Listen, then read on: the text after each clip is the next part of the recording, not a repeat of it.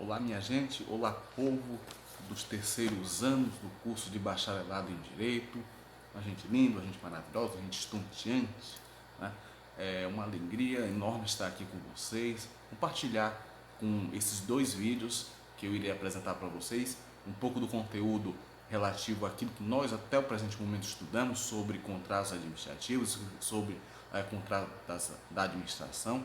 E digo dois vídeos porque por uma questão até de logística, de programação, uma questão de edição inclusive de algum desses vídeos, né?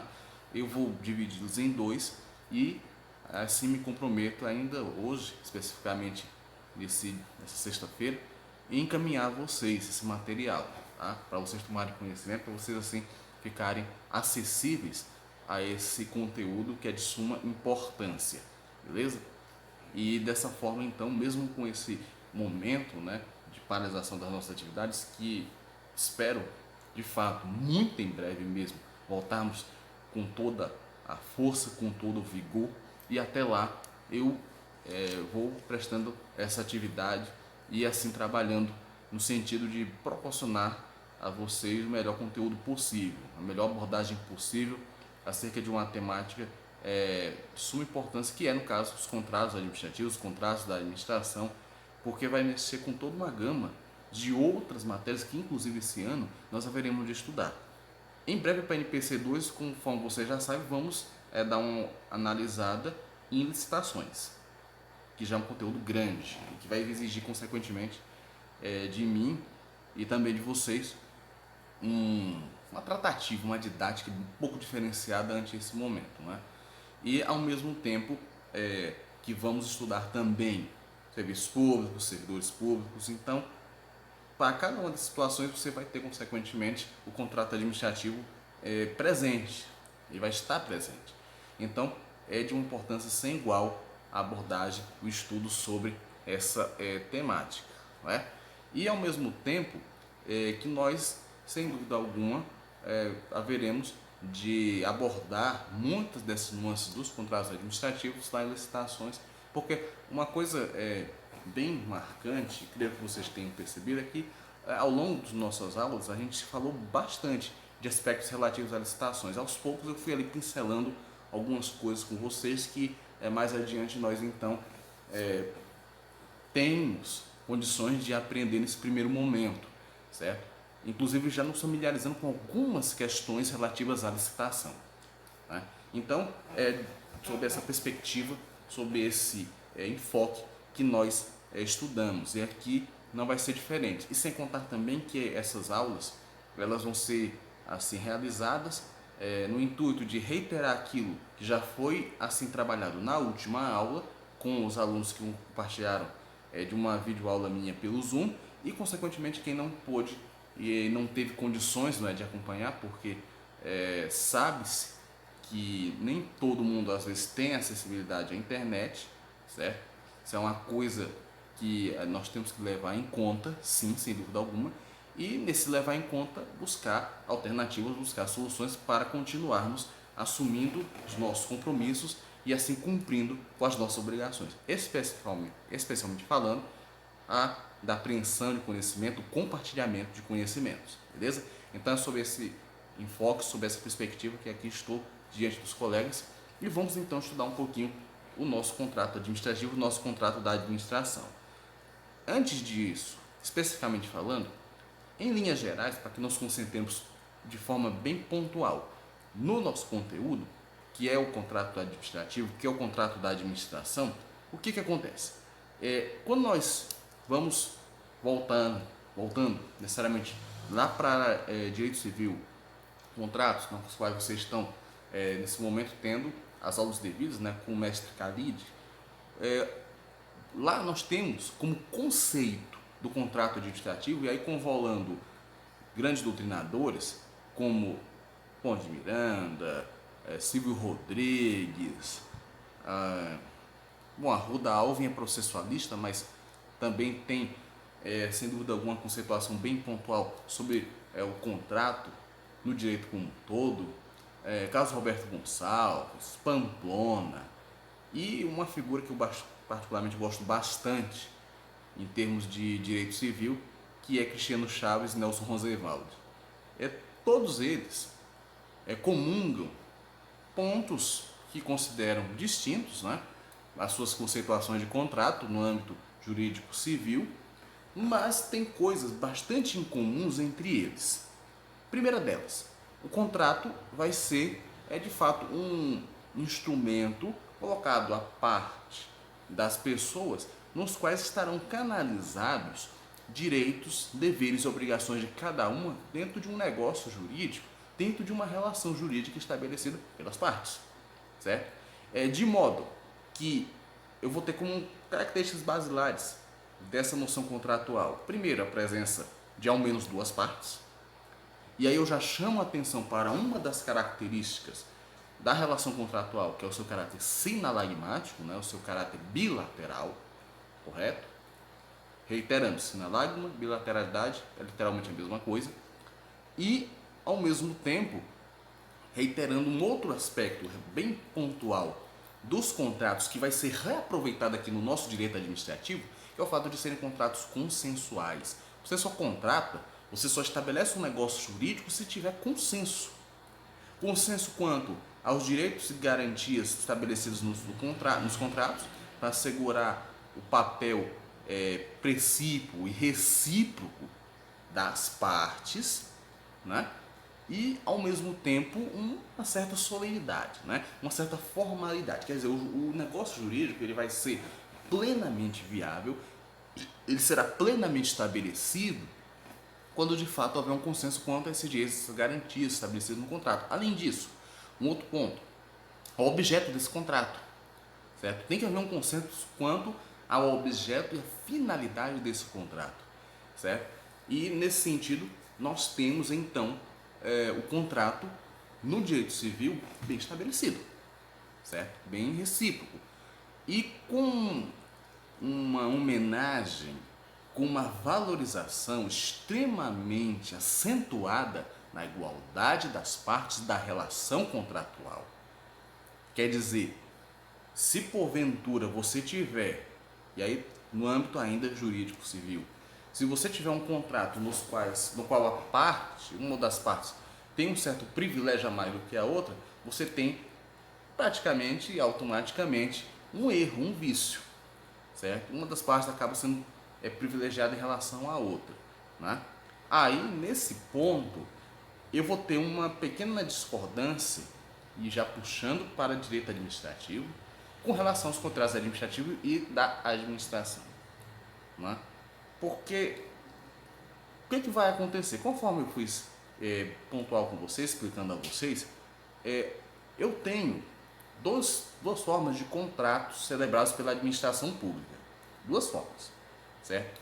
A primeira delas é o contrato administrativo em si, propriamente dito, no qual eu vou ter a administração pública com um pé, com um estandarte, podemos assim falar, um pouquinho mais elevado em relação ao prestador de serviços.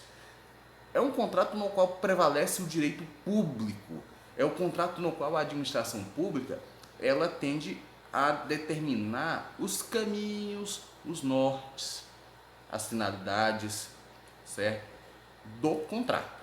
Ela determina, ela firma isso. Ela prevalece ou esforça-se bastante para que se prevaleça aquilo que, sem dúvida alguma, vocês abordaram, vocês estudaram lá em Administrativo 1, que é o poder de império, o poder de polícia, que é o fator do príncipe, né, no qual a administração pública está presente. Ela usa desse jargão, ela usa dessa tratativa e, nesse sentido, prevalece sua vontade. Prevalece sua vontade, certo?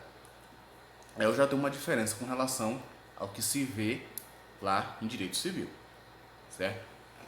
E, por outro lado, eu vou ter uma equivalência contratual com o direito civil, a partir do momento que eu vou caminhando para o chamado contrato da administração. Há uma divisão salutar entre contrato administrativo e contrato da administração, que o autor que eu particularmente uso como base com vocês, ele não concorda muito, certo?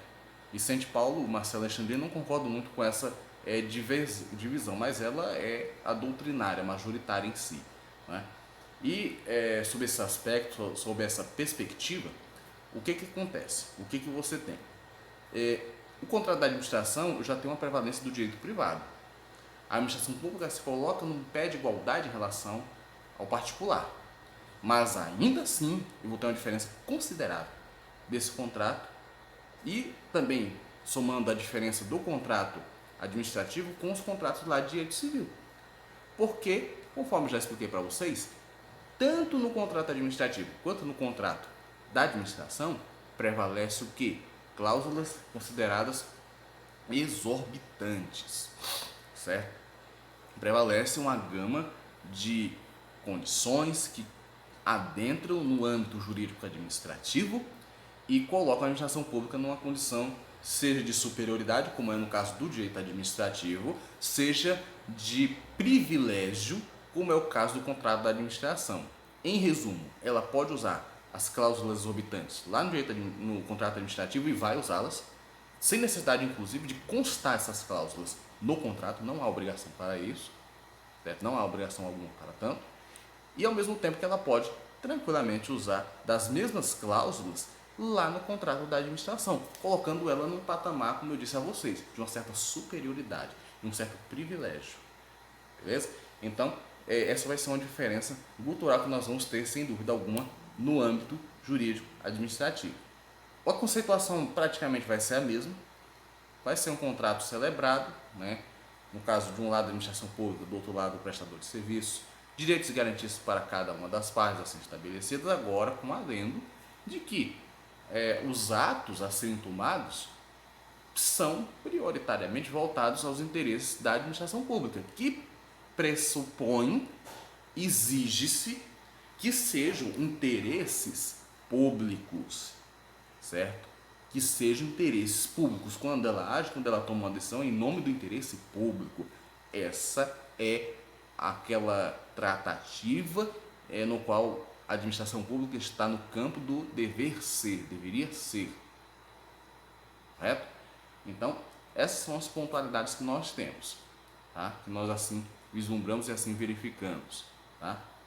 E para reiterar um pouquinho aquilo que já foi inclusive abalizado com vocês, em termos de exemplos, né, de contratos administrativos, eu vou ter fundamentalmente os contratos nos quais a administração pública ela tende a realizar determinadas licitações, por exemplo, certo? Vou ter o contrato administrativo quando ela faz a contratação de pessoas para prestação de serviços temporários, aqueles contratos nos quais não se goza de estabilidade, certo? E aí eu tenho o adendo da administração pública, por assim dizer, o contrato de adesão também, que nesse contrato específico ela determina a finalidade, ela determina se vai haver prorrogação do contrato ou não vai, ela determina o quanto que o prestador de serviço vai faturar, não obriga ninguém a concordar com o contrato, isso é fato.